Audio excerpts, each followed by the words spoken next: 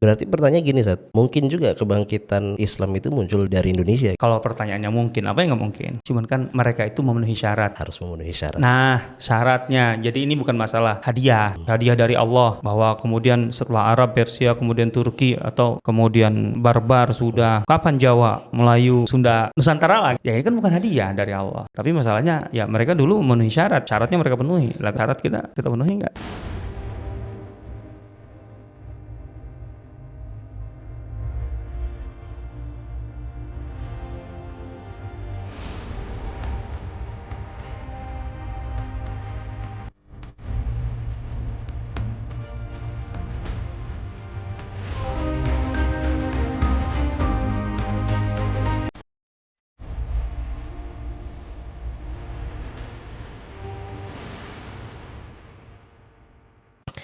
Assalamualaikum warahmatullahi wabarakatuh, sahabat Sirah TV.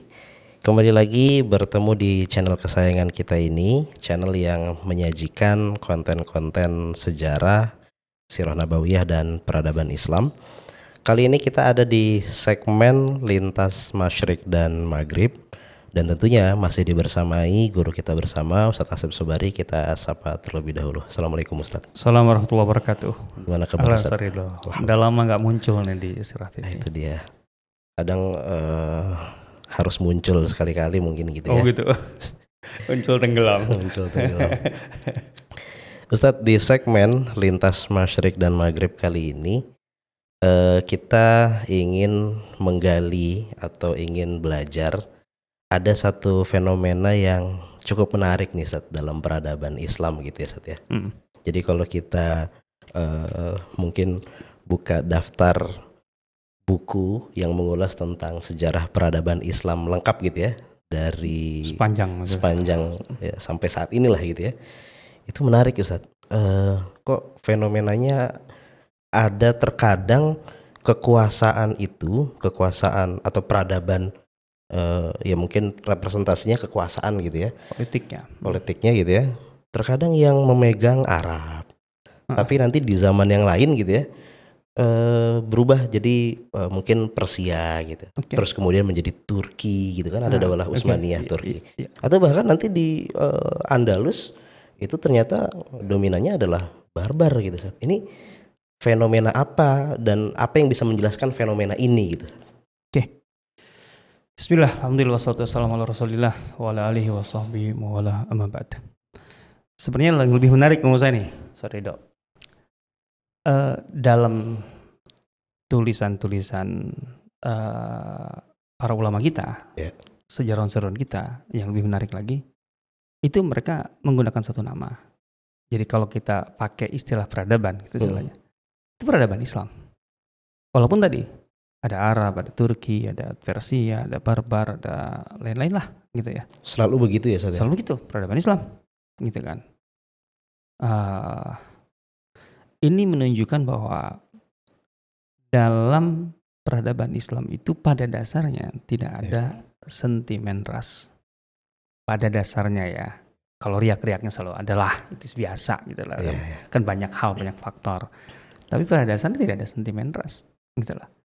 Jadi bangsa-bangsa ini tadi yang mewakili wajah peradaban Islam itu bertolak dari satu titik yang sama, bahwa segala pencapaian itu sebenarnya bertolak dari keyakinan yang mendalam terhadap Islam sebagai din. Itu dasarnya. Ya tentu saja kualitas nggak mungkin sama lah, dari orang per orang, dari masa ke masa gitu kan. Tapi pada dasarnya emang itu gitu. Jadi tidak bertolak dari saya adalah orang mana gitu loh, atau darah saya darah etnik mana gitu loh, enggak gitu, enggak. Tapi ini bertolak dari din, pencapaian ini dari din, dari keimanan mereka terhadap ajaran Allah, terhadap Islam gitu loh. Nah itu menurut saya jauh lebih menarik gitu loh. Jadi dalam sejarah peradaban Islam tuh unsur din itu sangat jelas menentukan di situ. Jadi pemersatu gitu. Yes, betul gitu loh. Nah gitu. Makanya kemudian sekalipun dalam kenyataannya gitu, ya kalau kita bagi ya lini masanya gitu ya, ya jelaslah memang ada yang mewakili gitu ya, secara kelompok gitu yang menonjol pada fase tertentu atau periode tertentu. Di periode tertentu yang Arab kelihatan sekali gitu ya, dominan gitu lah. Dominan. Terus kemudian nanti yang dominan Persia gitu, Parsi. Kemudian dan kurang lebih lah Parsi dengan Turki itu berdekatan tuh Parsi dan Turki, dan bisa dikatakan yang paling panjang tuh Turki gitu. Paling panjang justru Turki. Iya, yang mewakili ya, maksudnya yang paling dominan muncul, mewarnai gitu. Ya. Itu Turki paling panjang itu dalam sejarah gitu. Terus kemudian juga di belahan lain maksudnya, artinya ketika di timur itu Parsi bermain dengan sangat kuat gitu loh. Ya. Lah kan di bagian barat mah Parsi nggak ada dasarnya kan, karena memang itu terbatas, ya lebih kurang juga geografis ya gitu ya.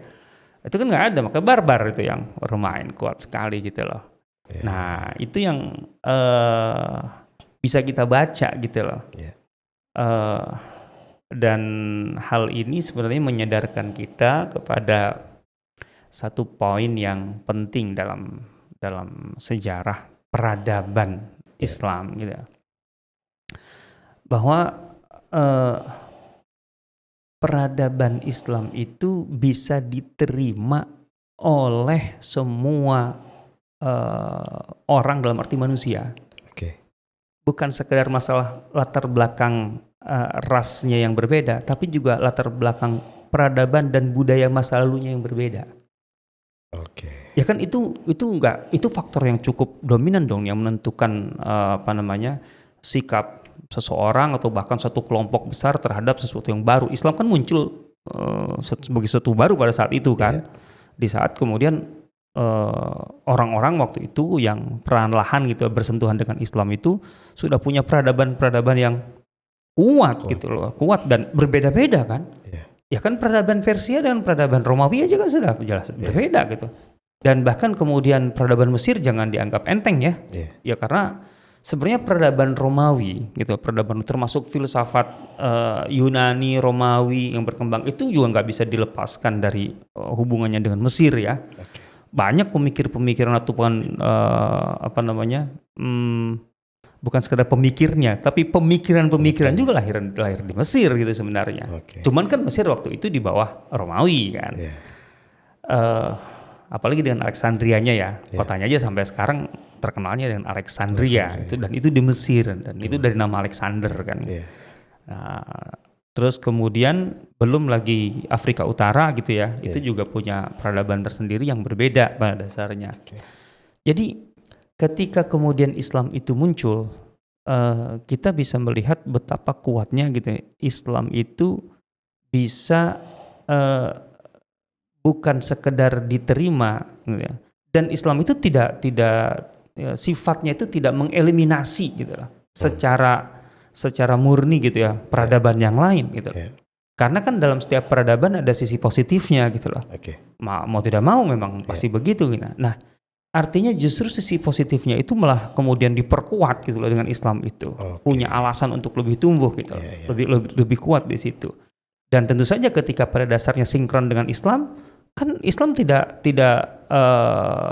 menutup diri gitu loh, dalam arti ketika Islam itu sebagai sebuah ajaran bukan berarti yang lain itu otomatis di luar Islam secara absolut kan. Al-hikmatu dhalatul mu'min kan itu jelas. Hikmah itu adalah barang hilang yang sebenarnya sejatinya milik orang beriman gitu ya.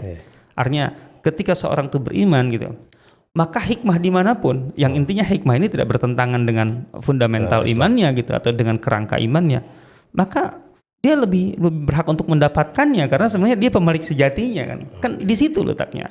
Nah itu yang menarik kan dari peradaban Islam itu, sehingga memang bisa dikatakan secara fundamental benturan itu tidak terjadi gitu loh, kecuali ya tadi dalam hal-hal yang dari awal bertentangan. Nah itu loh. Jadi intinya Islam tuh punya basic ataupun fondasi yang sangat kuat dan luas gitu loh untuk bisa menyerap banyak hal. Dan ketika kemudian orang-orang dari berbagai latar belakang peradaban itu masuk Islam gitu, ya mereka nggak merasa tadi dihilangkan atau kemudian enggak gitu loh. Justru malah merasa memiliki kekuatan yang lebih baru gitu, gitu lebih ya. gitu ya. Iya. Kalau mungkin boleh saya bahasakan, Islam itu bahasa kerennya nge-unlock gitu ya Ustaz ya. Dia yang potensi diri yang ada itu kemudian justru semakin berkembang dan semakin maju gitu kan. Ketika dia kompatibel atau selaras dengan fundamental Islam, dan fundamental Islam itu luas itu masalahnya. Dan orang yang kemudian selain dia, bahkan dia kan awalnya Islam itu di Arab gitu saja. Kemudian ada orang Persia yang masuk Islam, kemudian orang Turki masuk Islam, orang Barbar, bahkan orang Indonesia itu merasa tidak terhilangkan identitas rasnya atau asalnya gitu saja dengan karena Islam bukan rasis. Okay. Dasarnya Islam bukan rasis kan, jadi tidak menafikan ras dia. Ya. Makanya kan ada kata-kata Rasulullah SAW ya, Bilal sabiku Habasyah, Suhaib sabiku Rum, Salman sabiku Faris. Artinya ketika Salman yang berdarah dan berasal dari Persia dengan latar belakang tentu saja bagaimanapun peradaban Persia gitu. Kemudian Bilal bagaimanapun membawa darah Afrika gitu ya. Dan sejak walaupun lahirnya di Mekah gitu tapi dia punya keturunan dia turunan dari orang-orang sana. Suhaib punya latar belakang Arab sih, cuman dia lama di di Romawi gitu dan konon dalam salah satu versinya dia memang dibesarkan di tengah keluarga Romawi, gitu loh. Berarti kan secara peradaban dia punya ya darah Arab, tapi kan peradabannya kan gitu. budayanya dan sebagainya gitu. Artinya ketika masuk ke Islam itu mereka nggak dimusuhi karena kamu bukan Arab, karena bukan Islam bukan Arab kok. Dari awal Islam tuh bukan ras gitu loh. Sehingga kemudian Salman ketika dia masuk ke dalam Islam, Suhaib masuk ke dalam Islam, Bilal masuk ke dalam Islam, itu mereka merasa bahkan apa yang mereka miliki dalam arti positif itu memiliki alasan kuat sekali untuk kemudian berkembang lebih gitu ya. Bahkan mereka tidak menghilangkan julukan nasab rasnya gitu saja. Suhaib Ar-Rumi, iya betul. Bilal Al-Habasyi, Salman Al-Farisi, dan tidak diingkari oleh Rasulullah. Enggak dasarnya begitu, enggak gitu ya. Nah ini yang menarik sebenarnya. Nah makanya ketika kemudian tadi kembali ke permasalahan awal, kok dalam timeline peradaban Islam itu, sejarah peradaban Islam itu, kita bisa melihat ada kalanya yang sangat dominan itu Arab, kemudian Persia, Turki, Barbar, kemudian apalagi lah gitu ya. Sebenarnya itu lebih kepada menurut saya kondisi yang sifatnya alami. Itu alami saja, itu organik saja gitu. Kenapa? Karena kan memang penyebaran Islam itu kan ada titik awalnya secara geografis ya. Kan bermula dari Hijaz, Mekah, Madinah kan. Baru kemudian berkembang ke Jazirah Arab sampai Rasulullah SAW wafat itu kan kurang lebih di batas Jazirah Arab kan. Tapi sudah mulai berbatasan dengan Persia dan Romawi, artinya mulai bersentuhan di inilah, di perbatasan lah gitu ya. Kan ada Mu'tah gitu ya. Ya kalau surat-surat Rasulullah sudah melampaui batas geografis lah kan, ke Raja Persia, Raja Habasyah dan sebagainya. Kaum muslimin sudah ke Habasyah hijrah bahkan gitu, sudah bersentuhan langsung. Nah ala kulli hal maksudnya bagaimanapun juga kan itu berproses berproses dari Arab dulu, sehingga sederhananya yang matang pertama kali siapa? Arab. Nah, tentu saja Islam ini kan bukan sekedar klaim, keyakinan saya masuk Islam selesai. Tapi kan Islam ini adalah sebuah ajaran, sebagai sebuah pedoman, dalam arti pedoman hidup yang sangat luas gitu loh. Artinya bagaimana Anda menjalani kehidupan secara Islami, kan gitu kan. Nah, ini kan dibutuhkan kematangan. Nggak cukup hanya pengakuan sebagai Muslim atau istilahnya konversi gitu, keyakinan dalam arti pernyataan gitu. Karena konstruk dari Islam itu adalah keyakinan, kemudian amalan gitu, maksudnya ucapan bahkan keyakinan, ucapan dan tindakan kan. Kan itu harus sinkron itu semuanya kan. Kalau nggak sinkron kan munafik dalam Islam kan, antara klaim keyakinan dan kenyataan itu nggak sinkron kan munafik kan, gitu. Jadi kan nggak benar kalau Islam. Harus ketika raditu billahi robba wa bil islami dina wa bi Muhammadin nabiyya wa rasula, artinya Anda dalam berekonomi, bersosial, berpolitik, ya harus Islami, kalau tidak harus mau, selaras lah, semuanya. iya dong. Ya iya dong gitu. Dan termasuk cara berpikir gitu loh. Artinya sampai bagaimana sih contohnya gitu ya, kalau kita bicara desain arsitektur ya. Sampai ke sana kan. Sampai desain arsitektur terpengaruh. Loh iya dong. Iya dong. Ya coba lihat aja pertama gitu ya. Dalam sejarah arsitektur Islam, ornamennya, hiasannya. Kapan mulai ada gambar manusia, gambar apa? Nggak ada ya? Ada tapi belakangan. Setelah pengaruh Eropa dan sebagainya gitu loh. Ada di satu bagian kecil di Granada juga kan. Tapi kan Granada kan udah ujung di Andalus kan. Nah gitu. Tapi pada dasarnya enggak begitu. Kalau kita baca peninggalan Murabitun, Muwahhidun sebelum itu ya, itu enggak akan ketemu itu pada dasarnya. Karena memang bukan. Iya memang. Bukan dari Islam. Nah iya, artinya indah itu enggak mesti lukisan orang kan, bahkan enggak lukisan hewan kan itu ya. Kan pada dasarnya kan begitu gitu. Nah artinya sampai melahirkan itu kan. Sampai sejauh itu ya? Iya sejauh itu, dan jangan salah gitu. Artinya ketika meninggalkan tadi lukisan manusia atau makhluk hidup lah ya, gitu. Itu menciptakan keindahan yang sangat luar biasa loh. Yang menggabungkan antara kerumitan gitu loh. Dan keindahan gitu. Kan indah tuh nggak selalu sederhana. Bisa juga indah yang rumit gitu. Tapi zaman sekarang ada tuh Sat. Oh, iya. Dianggapnya indah padahal simple gitu Sat. Oh gitu. Kadang ada lukisan yang cuma titik doang tapi mahal gitu. Ya itu kan sudah beda persepsi ya gitu. Itu beda filosofi kali ya. Nah ala kulli hal maksudnya sampai segitunya kan. Sejauh itu ya. Belum lagi masalah lingkungan gitu ya. Bagaimana tata kota tua aja kalau kita jalan-jalan di kota-kota tua ya. Yang pengalaman saya kalau di kota tua Fes gitu kan. Itu kan kenapa ada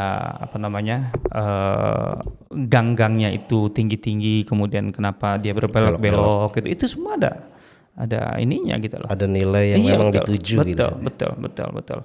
Dan itu nilai itu memang dari Islam gitu. Lah ya, zaman Umar kan sudah ada bahkan ketentuannya. Profesor Akram Umari kan mencatat gitu. Jadi jalan di kota-kota baru, artinya baru dibangun. Itu ada kelasnya gitu loh. Ada perbedaan antara jalan utama, jalan biasa dengan gang gitu. Oh. Iya, artinya perbedaan diantaranya lebarnya berapa hasta gitu loh. Gang itu intinya kalau saya lupa ya antara 3 atau 4 meter kalau gang itu ya. Zaman Umar. Iya. 4 meter. Karena intinya supaya kalau ada laki-laki perempuan itu tidak kemudian bersenggolan kan. Gitu loh, sekitar 6 atau 8 siku lah berarti ya. Siku itulah. 3 sampai 4 meter. Iya, sekitar gitu. Kalau hari ini gang di dekat rumah kita seberapa ya? Itu kan gang senggol namanya juga. Namanya gang senggol. Atau gang tikus. Jalan tikus gang senggol gitu kan. Kalau kita kan gitu. Udah enggak mikirin lagi. Yang dipikirin malah tikus tuh. Saking gitunya kan. Gitunya. Ya karena itu gitu loh. Itu kan ketika memang mereka menata itu sampai sejauh itu memikirkannya kan. Ya kan bagaimana kemudian hakut tarikan. Malah nabudun min majalisina kan fatu tariqah haqqah, itu kan kemudian sampai diterjemahkan ke tata ruang. Kan gitu loh. Jadi itu dia maksudnya gitu ya. Maka di situ perlu proses pematangan. Iya, apalagi kalau udah ekonomi, transaksi dan sebagainya. Kan ada transaksi masa lalu ya. Yang jelas kalau di zaman Nabi SAW kan ada buyu jahiliyah atau uqud jahiliyah kan. Artinya uqud muharramah kan ada dalam bab fikih kan. Yang tidak boleh itu apa saja kan. Itu karena berarti kan ada. Dan itu kemudian ketika pasar Islam itu dibangun, otomatis itu kan menjadi bagian dari regulasi gitu yang diterapkan di pasar. Ini yang boleh, ini yang tidak boleh kan di pasar pasar Muslim kan begitu. Belum lagi ada unsur hisbahnya kan di pasar Islam itu. Itu menunjukkan proses pematangan semuanya. Nah kan wajar kalau yang matang tuh lebih dulu Arab kan. Karena munculnya awalnya di Arab. Ya iyalah. Gitu loh. Jadi ini sifatnya organik aja gitu lah. Bukan masalahnya ada sentimen ras ya. Loh kalau sentimen ras bagaimana kita menafsirkan kenyamanan Bilal, Salman. Salman yang sebatang kara itu kan kemudian sampai betul-betul bagaimana supaya Salman yang sebatang kara dari Persia itu menjadi nyaman kan. Salmanu minna ahlul bait. Bayangkan, itu bukan lagi Arab ya, maksudnya ya kita tahu Arab besar lah ya. Tapi ketika Rasulullah SAW minna adul bait itu kan sudah ke kedalaman yang sangat luar biasa gitu kan. Yang semua Arab pasti akan menghormati gitu loh adul bait itu kan. Ya artinya kan orang terdekat Rasulullah SAW, Salmanu minna, sambil dirangkul adul bait. Kan mau apa ya? Itu kan nggak ada masalah ras di situ gitu loh. La fadla li Arabin ala ajami itu kan diumumkan di Haji Wada kan gitu kan itu. Nah, kemudian kan kita tahu proses futuhat setelah itu kan ke Persia dan Syam kan.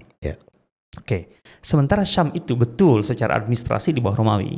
Tapi kalau secara basis kultur dan sosialnya itu kan masyarakat Arab juga. Dominannya kan Ghassan di situ.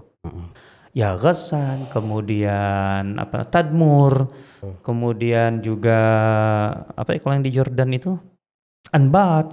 Itu semua Arab. Itu semua Arab gitu loh. Sekalipun mereka lama ibarat kata dijajah lah sama Romawi gitu. Iya, secara administrasi Romawi. Ya, elit-elitnya Romawi banyak. Tapi secara kultur, secara sosial kan Arab gitu kan. Masih Arab kan. Nah, oke, artinya lebih kurang lah kalau dari sisi ini kan. Kelihatannya kan Arab aja secara umum. Nah, tapi kan Persia kan beda tuh. Persia tuh ada Farsi, ada Azari. Azar tuh Azerbaijan ya. Dan lain-lain lah. Arabnya juga ada, jangan salah ya. Artinya di Iran sekarang itu ada wilayah yang dulu betul-betul Arab murni, Ahwaz. Tapi masih dekat ke Arab sebenarnya ya.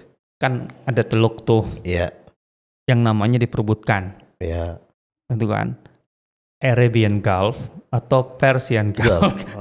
Jadi pihak Persia atau Iran menyebutnya Persian Gulf, tapi kan orang Arab nggak mau tuh negara-negara teluk tuh kan, yang jadi Arabian Gulf kan itu Ahwaz di situ. Kan kalau yang negara-negara teluk Arab sekarang itu Kuwait, Emirat, Qatar, Bahrain, Oman kan, itu kan di sebelah baratnya kan, sebelah timurnya itu kan bagian atas, itu kan Ahwaz sebenarnya, dan itu Arab. Ya sebenarnya itu bagian Arab yang dicaplok Persia kan gitu aja. Cuman banyak yang nggak ngeh kan sebenarnya. Itu Ahwaz Arab. Dia nyambungnya dengan atau dihubungkannya dengan teluk itu. Gitu sebenarnya kan. Oke gitu ya. Jadi Persia itu nggak semuanya sukunya Farsi. Farsi itu dikit kok. Dalam satu informasi yang saya baca gitu, yang saya ketahui, unsur Farsi di Iran sekarang sebenarnya 30% saja.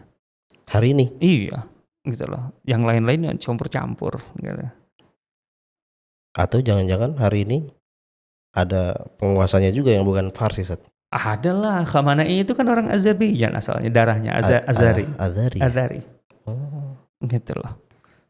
Ya, lah itu latar belakang ininya. Yang penting maksudnya, tentu saja Syiah itu jauh-jauh nanti setelah Sunni ratusan tahun di situ gitu ya. Artinya awalnya nggak ada unsur Syiah itu dalam arti Syiah kayak sekarang tuh bedanya. Nah, kalau maksudnya ini kita bicara secara etnik ya. Secara peradaban Parsi lah secara umum lah, karena memang itu dulu daulahnya Farisiyah kan. Nah, kan setelah Arab itu otomatis yang paling dekat itu mereka. Gitu ya. Ya ketika Parsi sudah mulai dikuasai dan kuat gitu loh di bawah wilayah Islam atau daulah Islam, kan baru kemudian melebar ke Uzbekistan, ke Khurasan. Khurasan itu kan perbatasan Turkmenistan, kemudian Afghanistan dan Iran kan. Nah di situ itu banyak unsur Turki tuh. Oh, justru banyak Turki di situ. Iya dong, unsurnya unsur Turki tuh. Artinya Uzbek ke situ gitu. Apalagi termasuk Azerbaijan kan unsur Turki banyak tuh. Nah, artinya Persia dengan Turki itu nggak terlalu lama lah, ya nggak terlalu jauh dan nggak terlalu lama gitu lah persentuhannya. Di zaman Umar sudah mulai gitu, atau awal Bani Umayyah sudah. Nah, yang penting tadi kan wajar kalau kemudian Bani Umayyah muncul, gitu ya. Itu kan unsur yang sudah matangnya kan Arab. Sehingga kemudian yang lebih banyak berperannya Arab itu wajar. Sangat wajar ya. Dan tidak ada kepastian, dalam arti tidak ada satu macam undang-undang atau regulasi yang dibuat Bani Umayyah untuk memusuhi selain Arab, nggak ada. Nggak pernah ada. Memang nggak pernah ada. Gitu loh.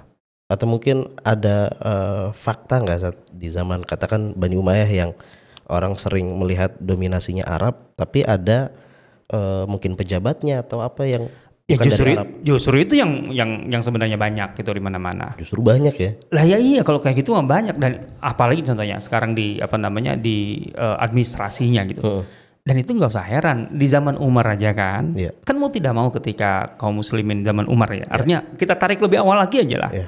Kan pasti kita dapatkan ada pejabat-pejabat daerah terutama di daerah tadinya Persia gitu loh, yang katakanlah kalau kita tuh mungkin lurahnya atau apanya yang disebut dengan dehkan atau dahakin gitu loh.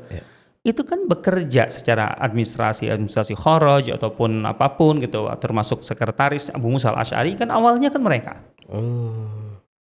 Karena memang ada kebutuhan kan. Kan nggak serta-merta kaum muslimin datang ke situ sudah menguasai bahasa setempat, katakanlah bahasa lokal gitu, terus kemudian menguasai secara sosial masyarakatnya sudah tahu kenal, kan nggak mungkin kan. Sulit ntar komunikasi. Ya iyalah gitu. Itu mah makanya pada dasarnya nggak ada sentimen ras di sini gitu loh. Itu hanya karena masalah tadi perkembangannya, dan wajar kan daerah-daerah yang baru masuk Islam gitulah. Itu kadang masih ada gejolak, ada pemberontakan dan lain sebagainya gitu. Jadi ini bukan masalah Arab sebenarnya, ini masalah proses saja pematangan. Nah begitu kemudian Persia sudah matang, makanya di zaman Abbasiyah Persia kan kuat, unsur Persia. Dan nggak ada kemudian kita musuhi Arab atau bagaimana gitu, atau sebaliknya gitu ya. Ya kan itu lebih kepada masalah kekuasaan, bukan masalah ras gitu ya. Masalah lebih ya kan kelompok yang berkuasa kan intinya ingin mempertahankan status quo aja lah.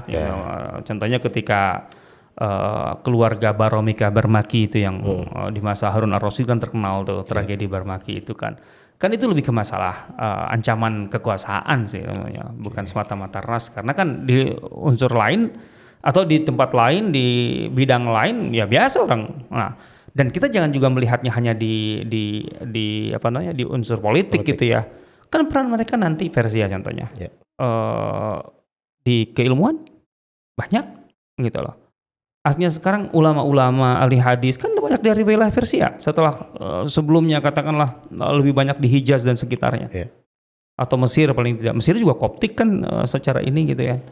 Tapi kan masih yang menonjolnya kan karena mungkin Koptik sedikit ya dibanding yang lain seperti Persia gitu. Bahkan di ilmu-ilmu yang istilahnya bahasa Arab gitu justru banyak orang-orang memang ya karena mereka berkepentingan untuk menguasai bahasa Arab. Makanya mereka nahwu sorof itu kan banyak daerah-daerah non Arab kan di situ. Iya karena orang Arab bukan salikah, artinya dia secara alamiah bahasa Arab itu nggak perlu dikaedahkan kan. Nah, tapi kan kalau orang-orang Ajam gitu terutama waktu itu kan Persia, makanya ada mazhab Kufi dan Basri. Ya saya tidak tahu persis ya, artinya nggak sempat meneliti ya kayak Sibawayh gitu loh. Kemudian Ibnu Jinni gitu. Apakah darahnya juga Arab atau Persia gitu ya kan? Kalau dari namanya sih ya Sibawayh iyalah. Farsi banget ya. Farisi ya gitu. Bahkan awal Al-Kisai seperti itu kan. Apakah murni Arab atau tidak gitu. Tapi kayak penyair besar kayak Abu Nuwas itu kan di zaman Abbasiyah itu kan bukan Arab pada dasarnya. Farsi dia. Campuran sih. Nah ala kuliah gitu. Nah setelah itu kemudian kan masuk abad ketiga di Abbasiyah. Itu mulai unsur Turki yang menonjol. Karena kan unsur Farsi tadi ada masalah politik lah gitu kan. Unsur Turki menonjol dan sangat menonjol. Ini kembali ke nature-nya saat ya, nature prosesnya ya. Iya, karena kan kemudian kan Turki kan juga mulai bersentuhan lebih intensif kan. Dan mulai ke dalam dari awalnya melawan, kan akhirnya kan kemudian kenalan, kemudian ke dalam gitu lah. Unsur Turki. Dan tentu saja Turki di abad ketiga itu berbeda dengan Turki nanti di abad kelima, Saljuk. Kalau Saljuk kan wah, itu kan bukan sekedar keahlian mereka dalam administrasi, dalam pemerintahan gitu loh. Tapi memang betul-betul mereka sampai katakanlah mewakili gitu kubu Sunni gitu dalam hal ini gitu kan. Menonjol sekali, kuat sekali di situ. Saljuk gitu kan. Ya dengan Nizamul Mulknya, dengan sebelumnya Alp Arslannya dan lain-lain gitu kan. Nah itu dan Saljuk tuh kuat sekali kan, besar gitu, bisa dikatakan Abbasiyah pada masa itu dari tahun 400-an Hijriah gitu sampai Baghdad hancur. Itu kan yang berada di topnya kan di seluruh daulah Islam itu Turki. Kan sebenarnya. Khalifah kan simbol sudah yang Arabnya itu, yang Bani Abbasnya itu. Bani Abbasnya sebagai simbol Arab, tapi yang bermain lebih aktifnya justru Turki. Iya, Turki. Ini Turki juga sebelum Turki Utsmani, beda lagi. Kan Turki Utsmani kan kurang lebih lah kelanjutan dari Salajikotur Rum, Saljuk Anatolia, gitu loh. Yang pusatnya di Konya itu, gitu nih. Sempat lah salah satu pusatnya di Konya. Kan persentuhan kuatnya di Konya itu kan dengan kemudian Turki Utsmani muncul di situ. Asal usulnya lah gitu ya. Nah, makanya kenapa Turki Utsmani itu lebih dekat ke Eropa dari awal, karena memang dari awal mainnya di situ di bagian tengah Anatolia, bahkan lebih dekat ke atas ke Konstantinopel kan. Nah itu. Jadi nanti di wilayah itu, di wilayah Anatolia dan selanjutnya itu kan dari Saljuk ke Turki Utsmani. Makanya bahasanya aja sampai bahasa administrasinya juga kan Utsman Leja itu kan menggabungkan antara Arab, Persia dengan Saljuk. Gitu loh. Itu yang dihapus oleh Mustafa Kemal itu. Gitu loh. Itu kan Utsman Leja. Kalau di Indonesia mungkin kayak Arapegon kali ya. Iya betul. Kalau tulisannya kayak Arapegon. Betul. Gitu ceritanya tuh. Nah, di belahan barat Afrika Utara dari timur pindah ke barat. Nah, itu nih. Sesuai lintas Masyrik Maghrib ini Ustaz ya. Ketika di timur itu unsur Persia gitu. Karena kan Arab sementara Arab itu secara geografi terbatas. Secara jumlah orang juga terbatas. Kan. Ketika menyebar kan nggak mungkin dia untuk bisa mengcover Masyrik, mengcover Maghrib nggak mungkin. Mau tidak mau kan unsur-unsur dari daerah tempatan itu yang ditarik kan. Itu tidak mau, itu organik aja. Sama ketika ke barat juga. Nggak mungkin lah ketika masuk ke Mesir nggak melibatkan Koptik. Nggak mungkin. Bahkan selain Koptik yang dilibatkan itu adalah Afrika ini. Sekarang Sudan kan. Zaman Abdullah bin Abi Sarah di zaman Utsman bin Affan kan sudah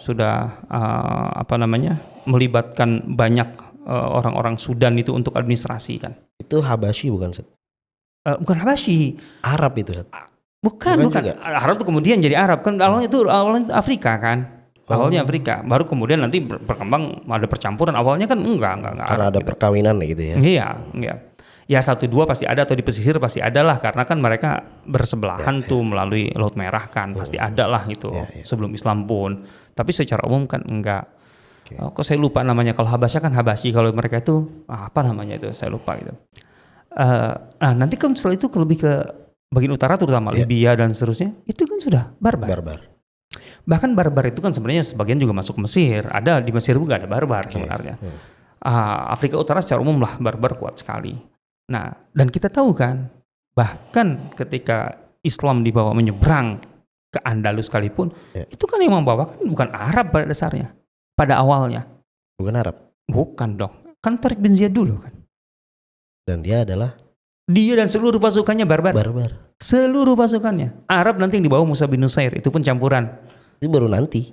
Ya, menyusul Tariq lah. Berdekatan tapi menyusul Tariq. Secara administrasi memang Musa bin Nusair. Tapi kan di lapangan kan sepenuhnya barbar yang membawa Islam ke Andalus itu, yang menyeberang pertama kali. Setelah nanti kemudian Islam jejak gitu saja di Spanyol atau di Andalus. Ya kan nanti daulah-daulahnya kan banyak juga. Waktu di zaman Bani Umayyah, orang barbar sudah berperan besar bersama Bani Umayyah. Dalam arti kan Bani Umayyah Arab tuh. Dengan barbar bermain di situ, di administrasi, di militer udah pasti itu. Dan di keilmuan.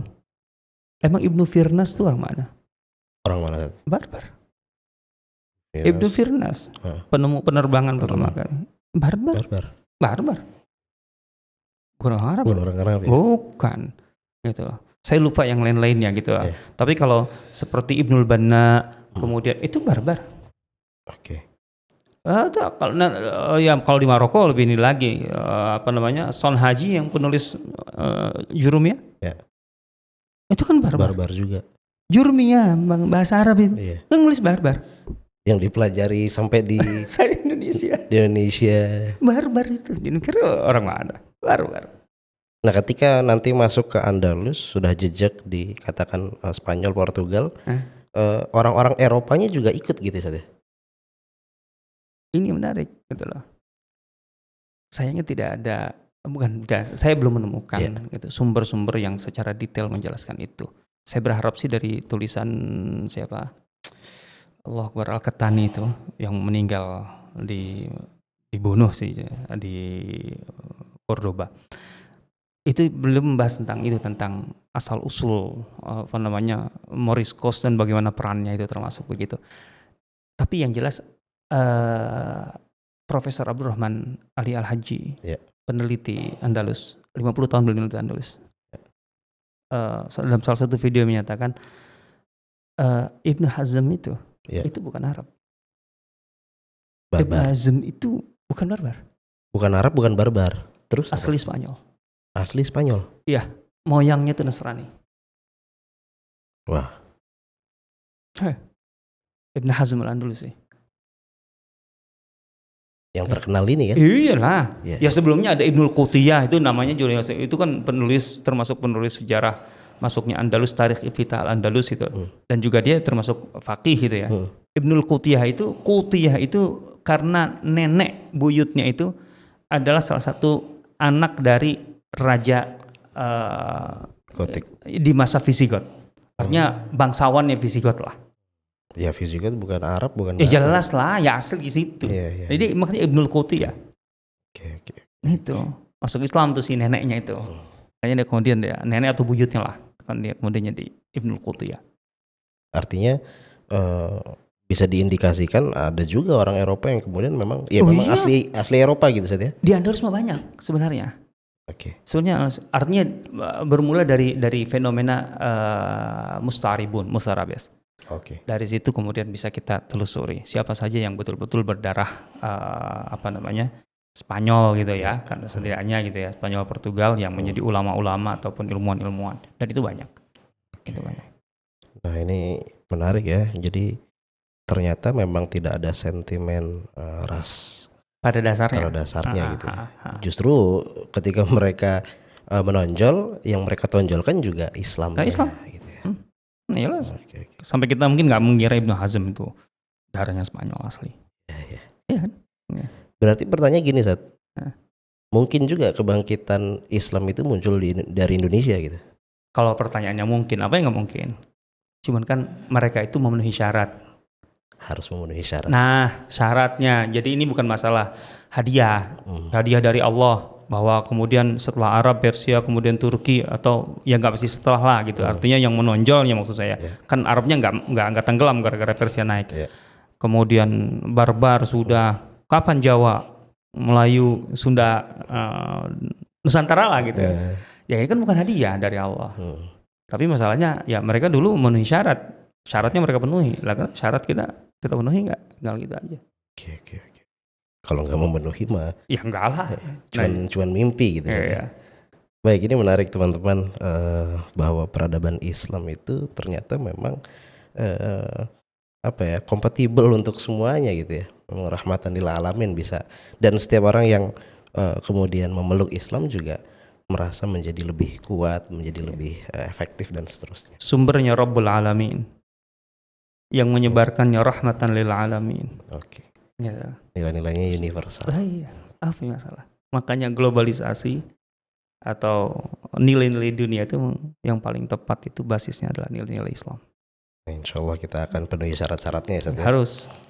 Baik kawan-kawan, alhamdulillah ini banyak pelajaran dari sudah melintas banyak ya, dari sejarah sebenarnya masuk ke pemikiran gitu saja, sampai ke kebangkitan juga gitu kan. Nah ini mudah-mudahan kita semua semakin tertarik, tergugah untuk menggali lebih dalam sejarah itu, bukan hanya sekedar dinikmati, dibaca, tetapi kemudian apa hikmahnya, apa yang bisa diaplikasikan, apa nilai dan value-nya gitu ya. Dan ketika kita mencapai atau memenuhi syarat-syaratnya, Allah nanti yang kemudian akan memberikan kelayakan kepada kita semua. Baik sahabat Sirah semua, kita akan bertemu lagi pada konten-konten yang berikutnya. Selalu ikuti konten-konten terbaru dari kita, dan jangan lupa like, share. Kalau kalian mungkin mau komen, boleh komen di kolom komentar untuk memberikan pendapat atau memberikan masukannya. Kita akan bertemu lagi, kita berjumpa di akan datang. Wassalamualaikum warahmatullahi wabarakatuh. Waalaikumsalam warahmatullahi wabarakatuh. Para penonton yang budiman, terima kasih telah menyimak sajian dari Sirah TV. Semoga menjadi jalan terbaik Anda untuk lebih dekat dengan Rasulullah SAW.